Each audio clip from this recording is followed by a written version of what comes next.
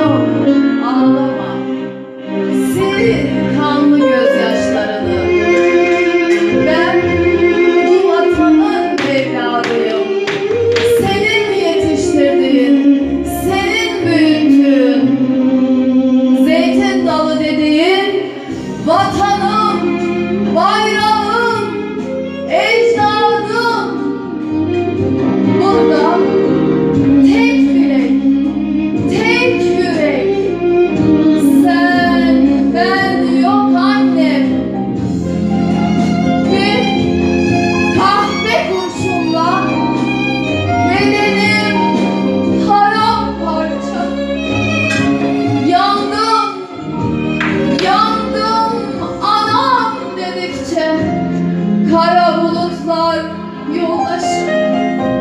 İşte o an aklımda bölünmez vatanım, bayrağım, kutsal silahım, uğruna verdiğim son nefesim. Hakkını helal et anne, dalgalan göklerde, ey ay yıldızlı bayrağımız. Canım sana feda, şehitlerimiz ölmez, bu vatan bölünmez.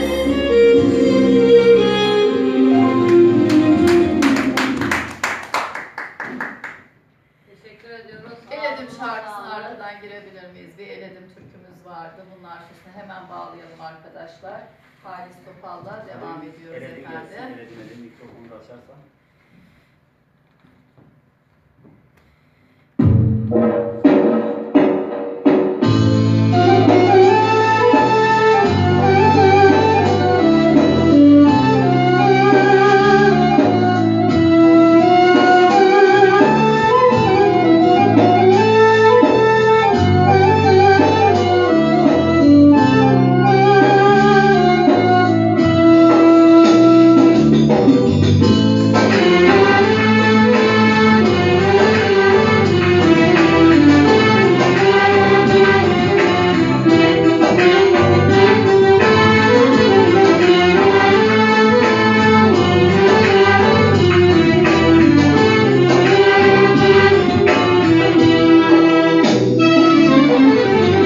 Eledim, eledim, yürük eledim.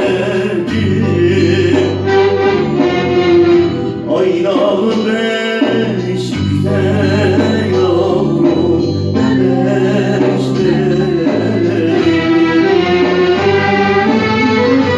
Aynalı beşikte yavrum beleşledim.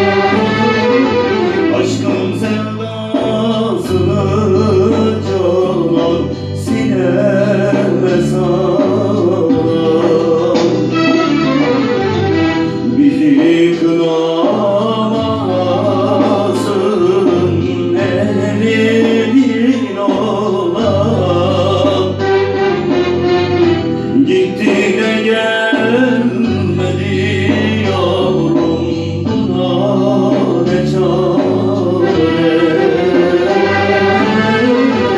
Yaktı yüreğimi canan, buna ne çare.